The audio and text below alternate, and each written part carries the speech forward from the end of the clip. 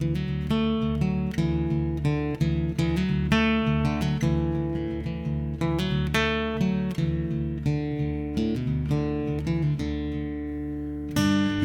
is The Storied Outdoors, a podcast somewhere between Lewis and Tolkien and Lewis and Clark, finding clarity in the stories we tell and the adventures that shape us.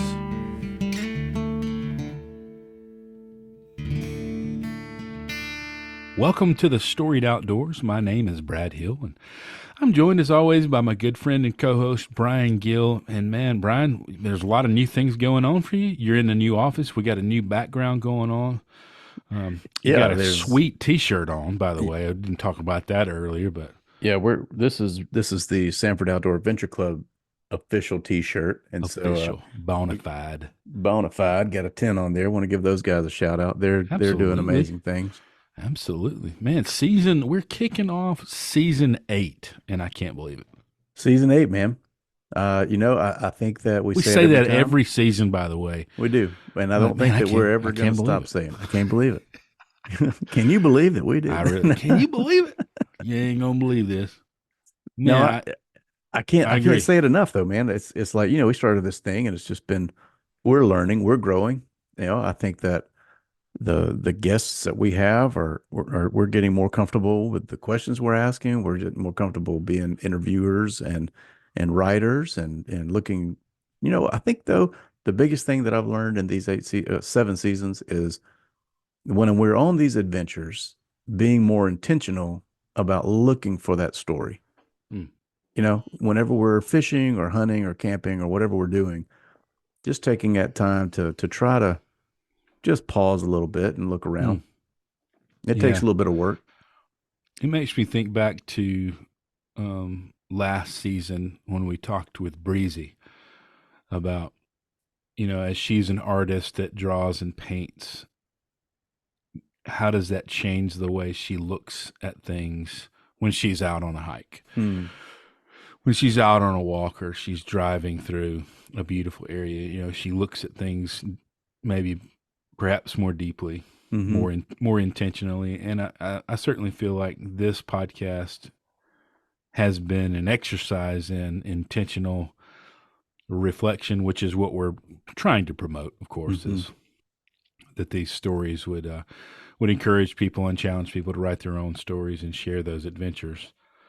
And so, man, it's been so much fun. And I just look back and such great memories of all the people in past episodes. And if you're new to this podcast, we haven't done that in a long time. If you're a new listener, which I'm sure we have lots of new listeners and people that follow along, this podcast is set up for that, to challenge and encourage people to write their own stories and share adventures in the storied outdoors.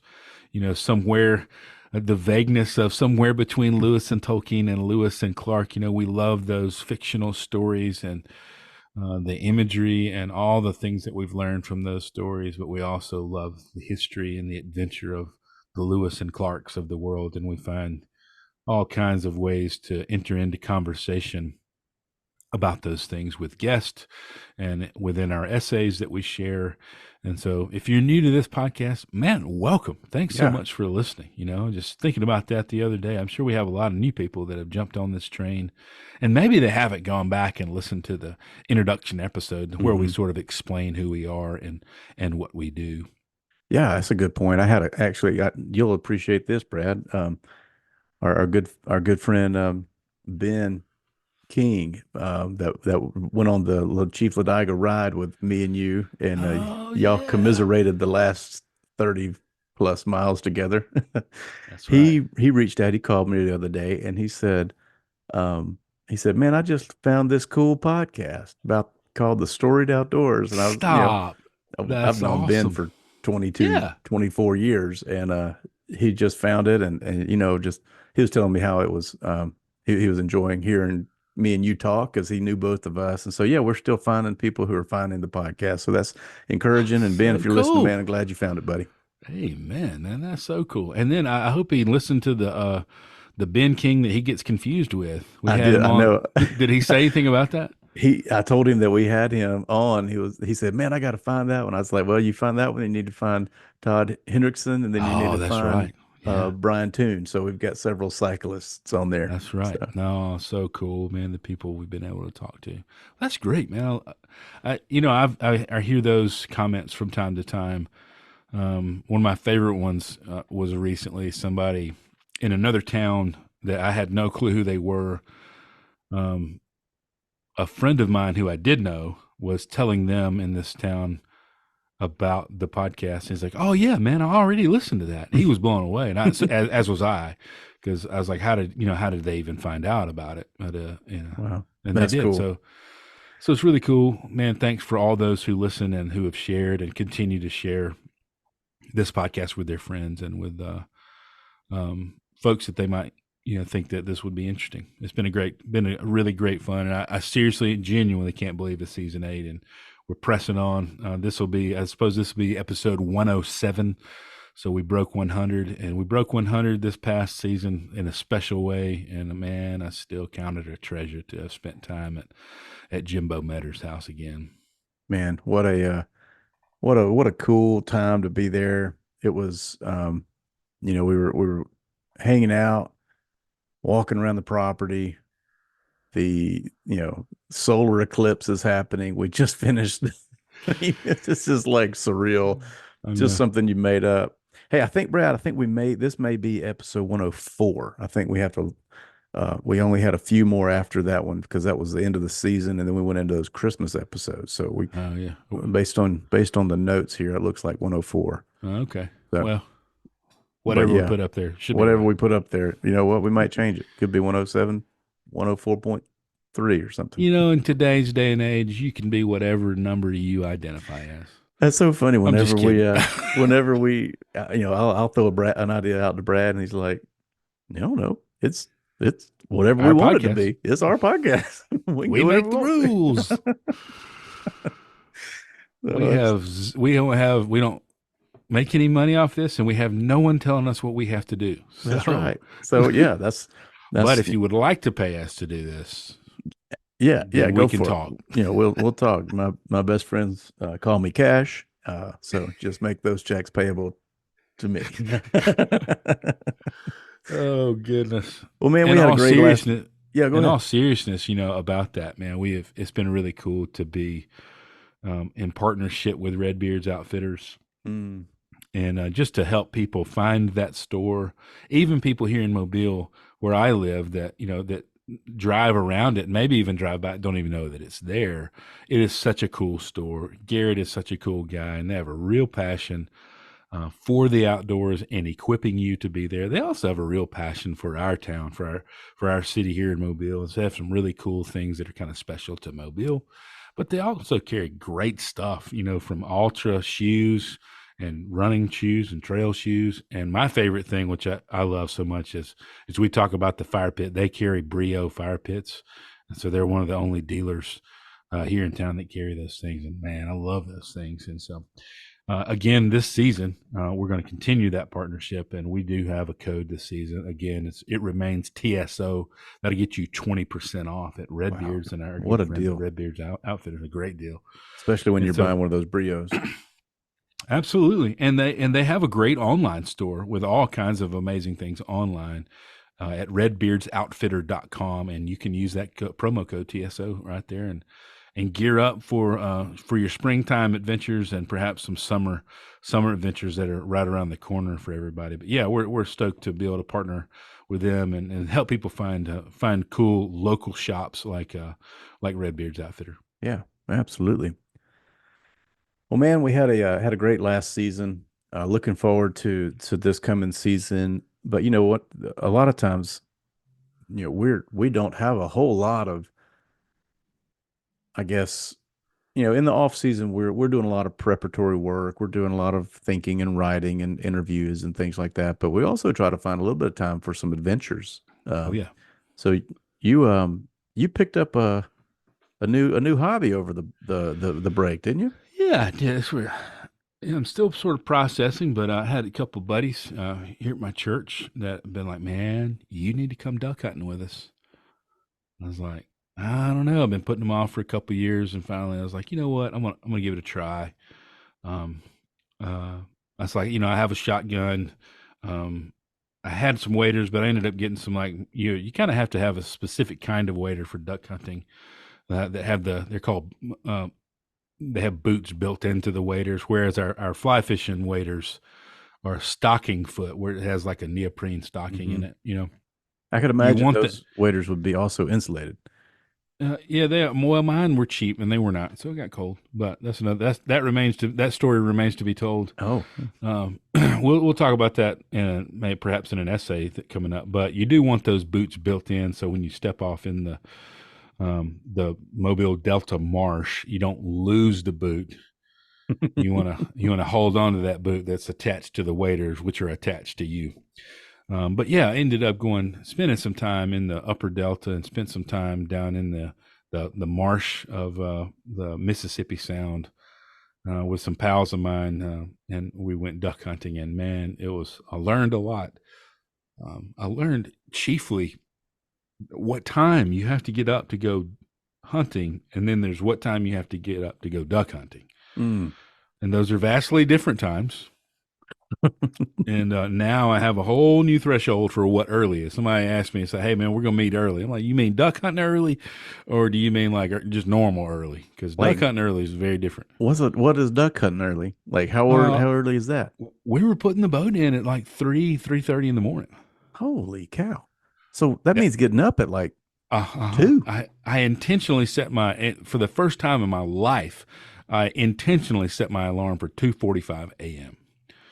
There's some Now mornings I haven't been to bed until 2:30. I considered it. I was like, why even worry about going to bed? But anywho, I get it. Understand. You know, a lot of times you have a longboat ride. You got to set up. If you're hunting public land, you got to set up a blind, and you Hmm. got to get your decoys set up in a certain way. So there's a lot that goes to.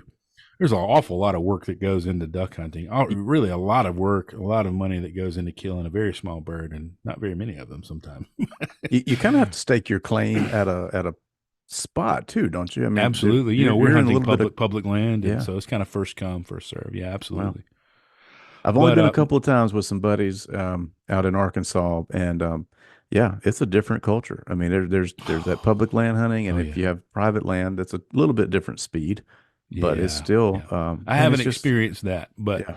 I, after the first hunt, super early, we hunted out in the marsh, out on a grass island near Barton Island down here on the Mississippi Sound, and I was reflecting on it again this morning in my journal, just trying to get my thoughts ready for the essay and to kind of tell the story for this season. I want to write about that, but man, just seeing the world wake up. Mm.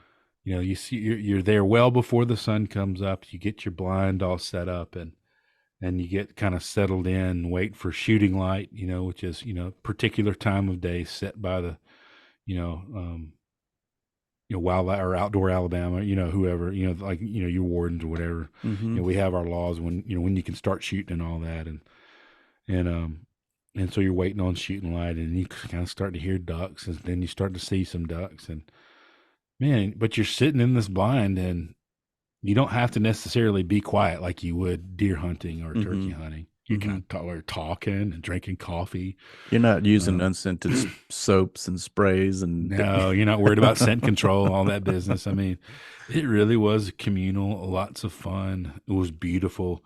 I after the first trip I was like, I see why guys really love this. Hmm. There's a lot of camaraderie and just a big time. Now, And, did you take a and dog? Did you have a dog? You didn't take uh, Moose, did you? no, he's not ready for that. No, Yeah. and he may not be. He's not necessarily a duck dog. I mean, Right. he's He's more of kind of upland. Hmm. upland quail hunting dog. He's so skinny and lean. I don't know that he could really thrive in the It may cold get pretty water. cold. I Yeah. mean, that'd be. One of our trips we did, and a good friend of mine, Andrew, he has a beautiful black lab named Rose, and very highly trained. And man, she was so fun to watch work. Hmm. See her retrieve, and even do a blind retrieve, and she would listen to his direction, and man, she would swim, and she would just dive off that boat and go after those ducks. She That's a lot of lived fun for it. that's a lot of fun to watch a good Oh trained, well man, trained dog. So much fun. So, man, a lot of fun. We also hunted in the upper Delta. So, if you've ever traveled in Alabama and you've come down here to the Gulf Coast, you've gone over there's a massive bridge coming into town, and it travels over the upper Delta in Mobile. Many people reference the big part of the bridge as the Dolly Parton Bridge, Hmm. which we won't go into that and why that's named that. If you know that, then you know what that's Yeah. called. We're going to keep it Yeah. family friendly. If you know, you know. If you know, you know. I do remember distinctly, though, back in the day, Hurricane Ivan was coming to town, and we had evacuated to Monroeville and to be with my parents out of Mobile because we thought that storm was going to hit Mobile. And we are watching Fox 10. John Ed Thompson, who has since retired, longtime weatherman, says on TV that On the live TV. on live TV, Hurricane Ivan is traveling just north of the Dolly Parton Bridge. And of course, I snapped around um, to my parents and I was like, "Is that really what it's called? Like that's its name?" They're like, "Nope, that's not its No, real name." But he that's said not it his on real name. TV. Mm. Anywho, so I'm not sure if she's aware of that, but she has a bridge named after her down here in Mobile. But Yeah. anywho, that's a whole side note. Sorry about that. But we hunted up in that upper delta, in that timber, in those freshwater rivers, and that we were hunting after. We're going after wood ducks up there. Mm. And What a if you have beautiful bird. never What a seen a beautiful wood bird. duck, oh man, they are so beautiful. Look up a wood duck, a picture of a wood duck, and just have your mind blown. And they're native here to our state. I mean, you guys have them in Birmingham, all over the state, out in those those timberland areas. They live. They're a perching duck, so they live and perch in trees, and they will commandeer woodpecker holes or rotted trees that have holes in them. They'll commandeer them and build their nest in there, and then they feed on acorns and insects and things and around the water, and I feel they're like just incredibly beautiful waterfowl. I feel like Emily Johnson has maybe painted a wood duck, Yeah, and yeah, she has. I don't know if any of the other artists that have been on our podcast have or not. Well, I did message with Mary Beth, and she was talking about doing a block print Oh of man, a wood duck, and well the turkey so that she did, the bird that I saw her oh, that was phenomenal. I mean, it phenomenal. just incredible. So Yeah, yeah, so we'll if we can find one, we'll put some links up to them. yeah, it'd be cool. But yeah, it was certainly a great adventure. Learning something new, duck hunting was a blast. I see what all the I guess the hubbub, all the excitement about it. I don't, I thankfully I have some really kind friends who already have duck boats that invited me in, and so all I needed was a willingness, a gun and a license and some waiters And a alarm clock that'll work. and an alarm clock. Boy, howdy! But yeah, it was awesome. Well, Speaking awesome new things, awesome new things, man. You got something new. dude, I got a new lens for my camera for Christmas, Oh and man, oh man. I I can't I mean I can't tell you how excited I am to have that in my arsenal now for taking wildlife pictures and nature photography and all that. I really there was a couple of times I was like, man, I really want to just get out there and just walk around. So I think we posted some reels. My father-in-law has some land in North Alabama, and I walked around there, went down to Lake Gunnersville to look at some of the waterfowl and everything that comes in pretty close. You can get really close to the geese and mallards Mm. and seagulls there. So we walked around there.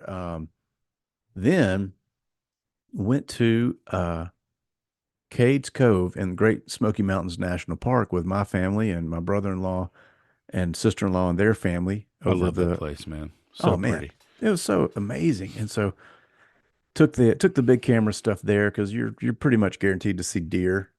And Yeah. holy cow, we were not disappointed. The deer were everywhere.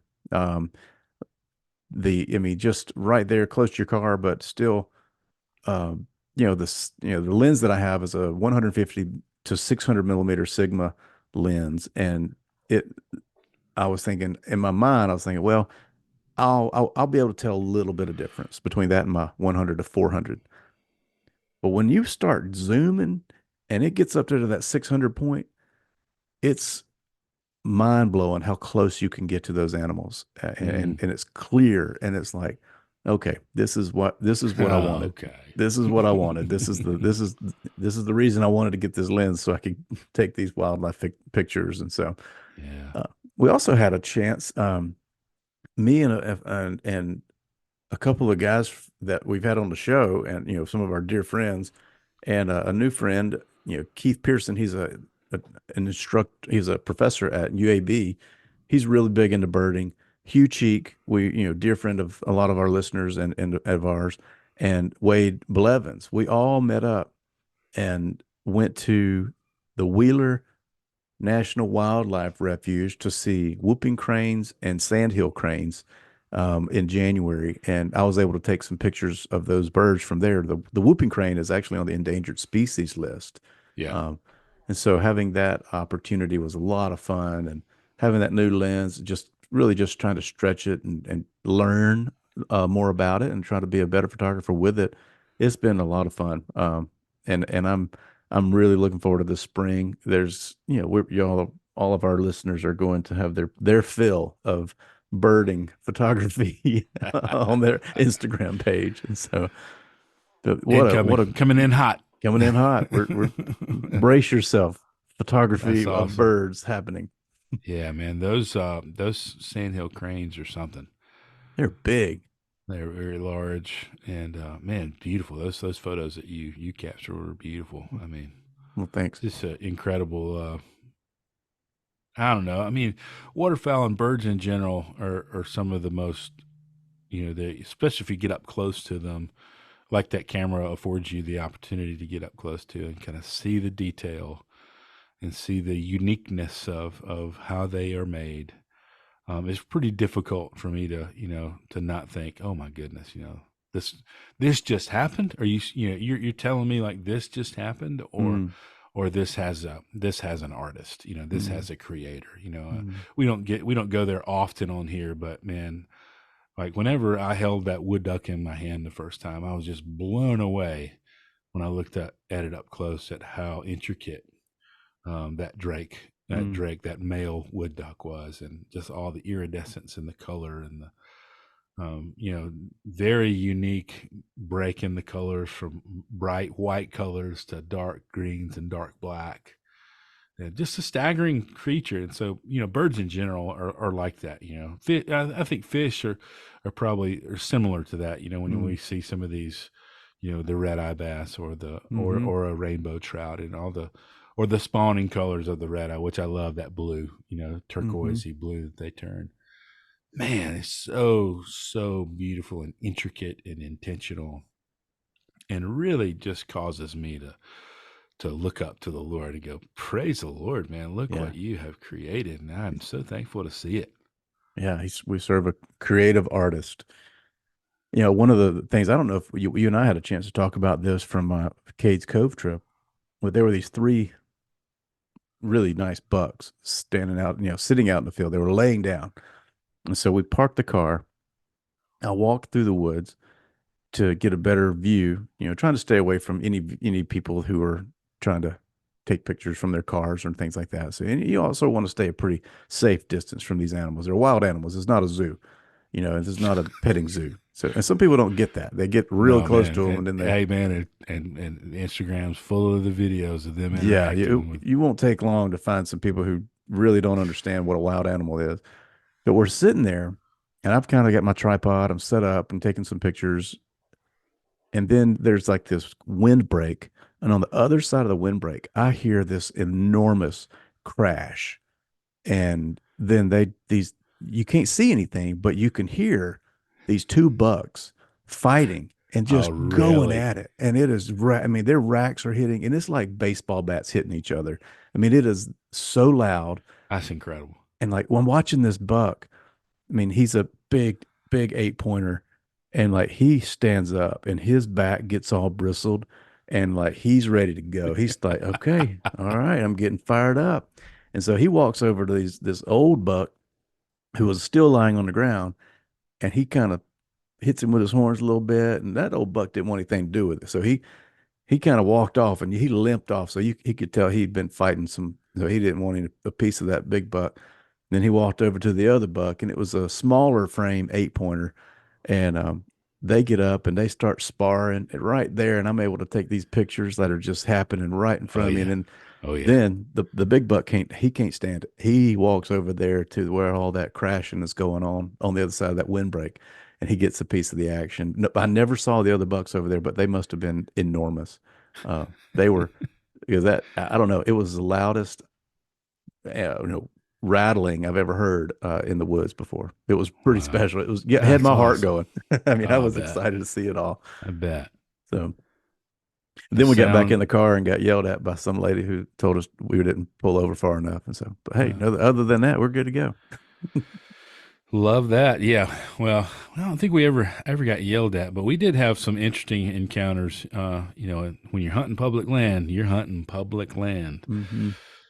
Some of those duck trips, and so there were a couple of funny encounters with the sort of the general public that are up there hunting, and of course, unfortunately, they're all carrying guns too. So, Yeah. but whew, but yeah. A lot of fun, but I love the sounds. I tell you, though, circling back, one of my favorite new sounds that I'd never heard was a wood duck call. Hearing Mm. it's not your traditional like duck quack or what you would hear a mallard make or anything like that. It's more of a rising cry or a whistle almost. It sounds more like a bird than it would a duck, and I've it's heard them coming beautiful. through the woods. Like when I'm sitting in a tree stand, I hear a whistling sound, and I've Yeah, always thought that that was a wood duck.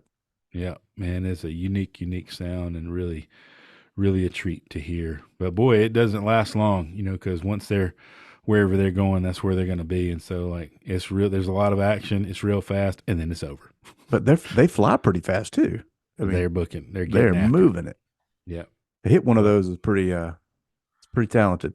it was luck. It was luck. It was luck. All I luck for don't me. I don't believe it. Well, I get to the end of the season, and I'm learning stuff. All I have is like this. It's a good old Remington 870 Express 12 gauge pump.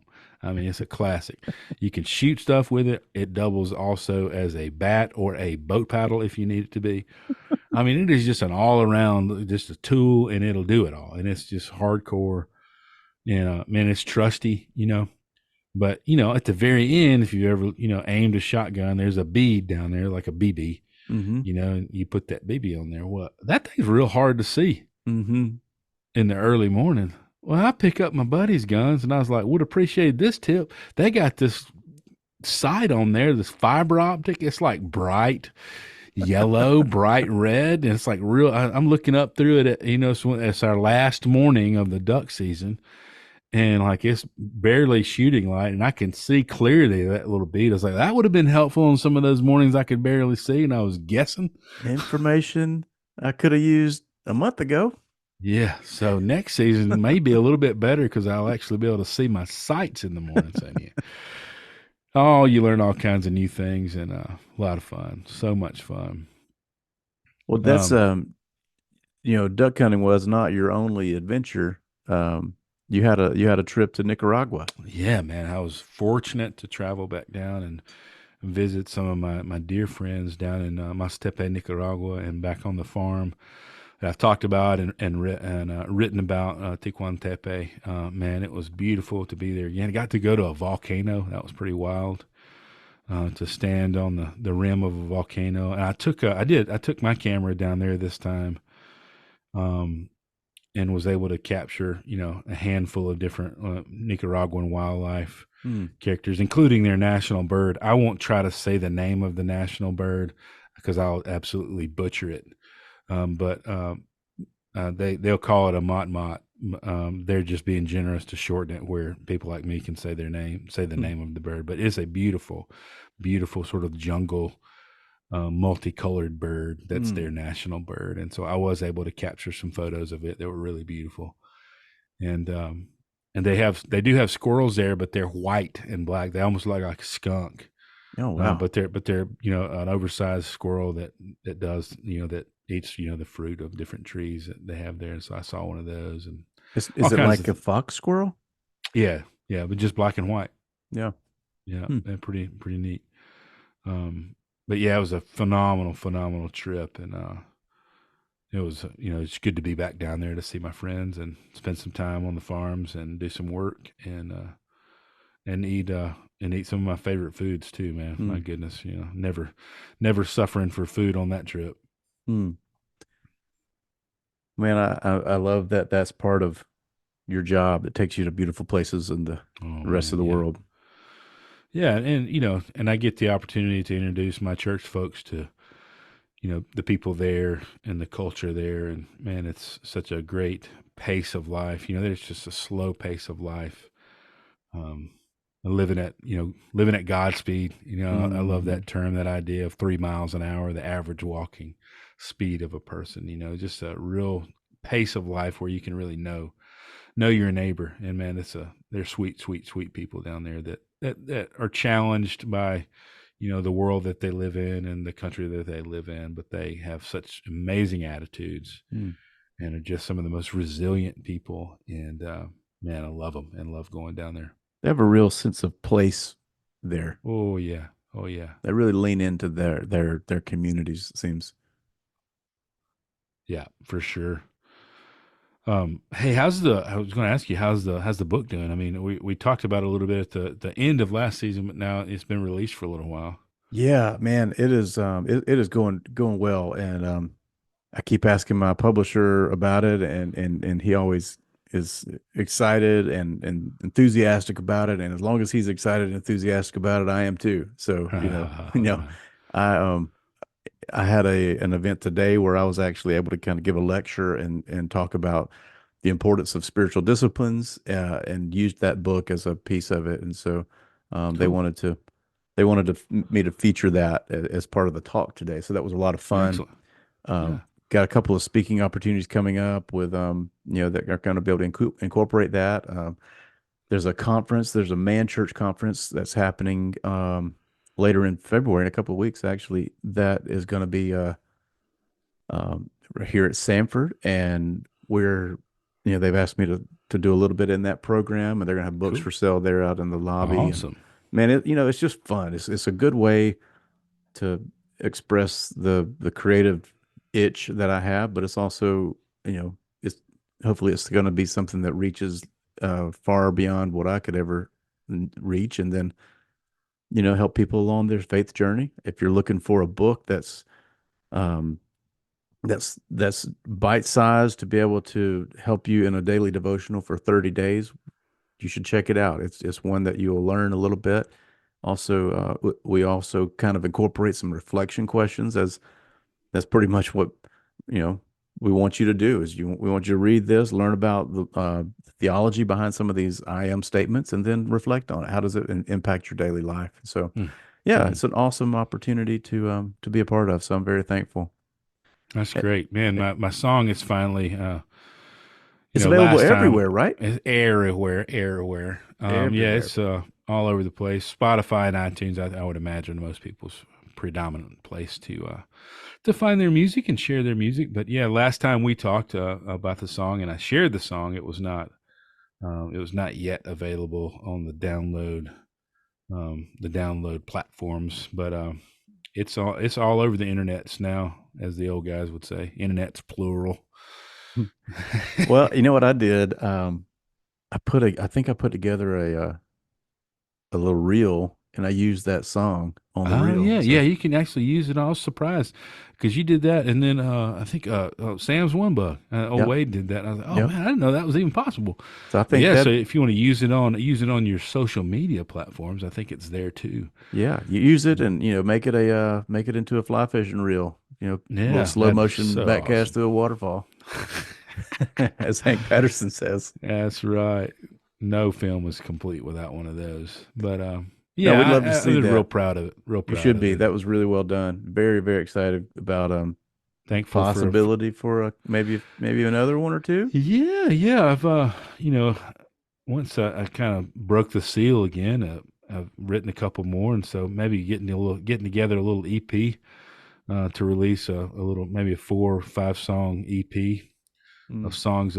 Maybe revolving mostly around fishing and fly fishing, but probably some outdoors too. yeah. And you know, maybe a maybe as I reflect more on this duck hunting trip, I might even write a song about duck hunting. Who knows? There you go. You know, there's a lot to be written about. There's a lot of opportunities, Wow, especially that's about how awesome. cold I got that one time. Real cold. Real cold. And I hadn't been that cold before, but when I found out there's a whole lot of news. There's a new what time is early, and there's a new how cold are we gonna get. How cold is cold. Well, man, I'm so glad that you're back in the saddle with writing Yeah, your man. songs. Thank you. It's good. Well, man, it's not short of your encouragement. You've always encouraged me and down that road, and I really appreciate it. Really Yeah. a lot of fun, and I mean, I hope it encourages others too to get to get busy creating and making and sharing. You know, speaking of the fly fishing film, who was it? Was it Ben? I think it was Ben Meadows. Well, it came from the dorsal account, so I don't I know don't know if it was Ben or if George, it's but they're Ben or like, "Hey, did you George. guys see this?" And we're like, "See what?" Oh yeah, we were like, "What?" I was like driving somewhere and I almost wrecked trying to figure out what are you talking about. Yeah, man, and he sent that link, and I couldn't believe it, man. It was like their Orvis Fly Fishing Film Festival's like year-end extravaganza. I think they do like a monthly Friday look at like YouTube videos I or think something like it that. might be a weekly. Weekly, I think okay. they do it a weekly, and then they every Friday they got this fly fishing film festival, and then they, you know, it may have been on one of those when it was earlier in the year, Yeah, we but just didn't know. we didn't know, and then we wouldn't have known this one had Dorsal Outdoors guys not kind of put us onto Tagged it and us. said it was on the year end extravaganza, I guess best of 2023. Anyway, it was super cool, man. I was so blown away, man. The guys in Color did such an amazing job, and it's really cool to see that story recognized and to see that work recognized. It was really fun. Yeah. I hope we get some more opportunities, to do some film work. I really love, who doesn't love a good, a good YouTube film, something Mm. inspiring or challenging, Hmm. and so anyway, that was really, really certainly a highlight for me for last year. Oh I man. was absolutely flabbergasted by that. Yeah. I mean, I can't, I'm so glad that that we were a part of that, I Yeah, mean, I know that we were, we were not the filmmakers. We were not, but it was something that we were very much had a vision for, and those hmm guys communicated that vision through film so well, and so just very thankful for them absolutely. and to have that one on our in our belt there, Season 8, Brian, it's upon us. man. We're writing. We've already recorded some super, super conversations with some people. Some of them are a long time coming. We got some repeats. Mm-hmm. At least one repeat in there. That was a lot of fun to have join us. We got some Uh, familiar faces. A lot of the people who are kind of running in the same circles are going to recognize, yeah, and we're going to introduce some new faces, yeah. some people that we think you should know. I'm super. Gosh, I'm very excited about a couple of them, and just foreshadow the snot out of it. I think you're going to be really excited about some of these conversations and Yep. um, highlight some of our, really a good opportunity to highlight some of our state, Alabama state people that Mm-hmm. are from around our neck of the woods, be it Mobile or Birmingham or Huntsville. Mm-hmm. We got a couple of essays lined up. Yeah, I'm writing. I'm excited to write this duck hunting story. I mean, I don't care. I don't care to hide that title from you. That's really what I've been really thinking about. I Mm-hmm. just experienced so much, and so there's a great exercise in reflection. I was sharing before, and I think it may be beneficial to share, in this conversation, because it really is an exercise in what we're passionate about, and that is that reflection. And so I've taken, I got this journal, a really beautiful journal from our pal Mm. Brian Rowley from Growly Leather, growlyleather.com. Good friends, and they make a cool journal, and you get these. You can buy all the inserts for them, and so when you duck hunt, you have to get a duck stamp or a federal duck stamp as part of your license, and you carry it with you when you're hunting. But when the season's over, it's really, it's a stamp, just like any stamp. And so instead of using it to mail something, it was really beautiful, and I used it and I put it on the first page of a brand new insert in my journal, and began to write about, the 2023-24 duck season and all the things that I experienced in the duck season, and just a great exercise in drawing some of the ducks that that we were encountered and were able to see up close because we did shoot them, and just stories about our experiences and things that I learned, places that I went. Super cool to sit down and just write it. Very helpful for me to craft the essay as Mm-hmm. well. Mm-hmm.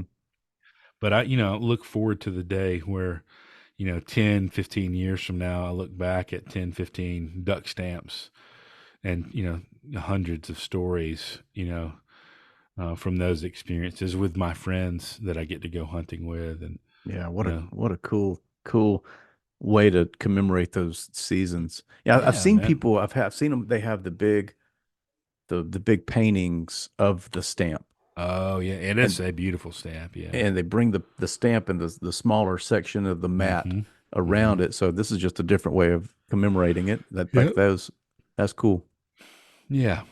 Yeah, I got that from Andrew, my pal Andrew Rockwell that I hunted with. That's what he does. He's got his duck hunting journal, and he puts his stamp in there and remembers and reflects on his duck hunts for the season. So it's pretty cool. Pretty cool. I'd like to take for you to take some of those pictures of the journal pages because people may be inspired to do that same thing who duck hunt in here. That would be pretty cool, creative way to Yeah, do that. I'll load those up. Maybe I'll do that with the essay. Yeah. But for me, I'm not a great artist. I'm not like a Mary Beth or an Emily. Emily Johnson. Hmm. I'm not that good, but it helps me to draw out, and picture the things that I saw and to remember the places that I went. And so whenever I'm drawing and writing, and it was really a helpful exercise. And it makes me think back to like the old days. We do to bring back in Lewis and Clark. Hmm. That's what those they didn't have the luxury of an iPhone to capture every millisecond of life Hmm. on their trips. They're not FaceTiming and TikToking their adventures. So we do a lot of that with our phones, but it was very beneficial for me to draw and write at the same time. And I think it maybe unlocks something in my brain, even a creative pathway to think about the story in a way that perhaps I wouldn't have thought of in the first place because I'm trying to draw it while I'm also writing. Mm. Instead of doing those separately in separate times or separate days, sitting down in the coffee shop this morning, I was talking about a wood duck. I was like, "Oh, I'm gonna pull up the picture and I'm gonna try to draw the duck and then write some more." It was really cool. So if you've Man, never tried that's that, cool. I would say give that a shot. I got me some inserts for my journal that they don't have lines on the page, so it's kind of free write and draw and write, and made me think about the old movie Dances with Wolves. Hmm. Kevin Costner, and he's journaling his experience out there in the far west, and he encounters the various characters that he encounters, and he draws them and talks about them, and that journal is also part of the story as well if you've ever Mm. seen that movie. But I think that was common practice back then, but we've sort of lost the art of that, and I really want to reclaim that for myself at least. But maybe it'll inspire you to do that. I would give it a try because it definitely helped me to think through things and to write and to be creative. Well, I mean, I'm just sitting here thinking about what a great heirloom for your kids to have one day. You think about Yeah. the stories, and who cares if you don't think that you're good or bad or whatever at drawing. It's the fact that you're doing it, Yeah. and it may spark something in your children. I mean, you've even seen that with Stella. Hmm. She's an Oh, incredible absolutely. artist, She really is. Really and so is. just doing it and hoping that people will be brave enough to do the same. Yeah. Fortunately, they are. I'm not that good, but they are discernible as in what they're supposed to be. Yeah. They aren't. They're not steak people, so I mean, I'm not that bad. Yeah. But so much fun, and it's just really, it's kind of wakes up even makes you feel a little bit like a kid. So duck hunting's kind of like that because you get somewhere and you're in your duck hunting, you got to you got to put your blind together. Hmm. That ain't nothing but building forts. You're building a Just fort. like when we were kids, building forts. And so, man, we were camouflaging our duck blind, building a fort, and man, just kind of unlocks a little piece of you. And so, drawing does that for me too, man. Just wakes up the kid in me to dream and to be creative. Really cool. So That's try it. awesome. I would say go out there and try it. You know, in your next trip and journal and draw and draw and journal. Pretty fun. That's cool. Yeah, man. Episodes are about to start dropping. We're super excited.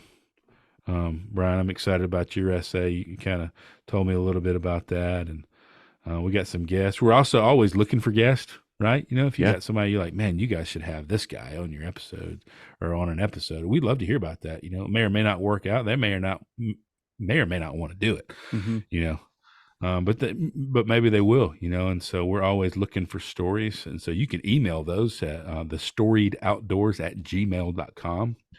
If you want to catch up on past episodes and stories and see some of the photos that Brian's taken, you can visit our Instagram, or you can go to our website. You can visit our Instagram at The Storied Outdoors, or you can go to the website, www.thestoriedoutdoors.com, and keep up with us. Maybe sign up for the newsletter, keep you abreast of things happening. And yeah, man, there's a lot coming, and some good stories in the pipeline coming your way this spring.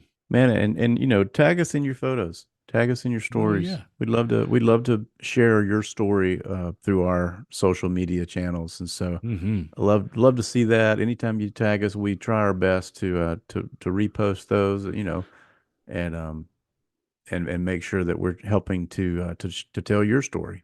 So if we've Yeah, inspired absolutely. you, we want to encourage you to keep Absolutely. going. Man, there's also been a few people take some time to write reviews. Mhm.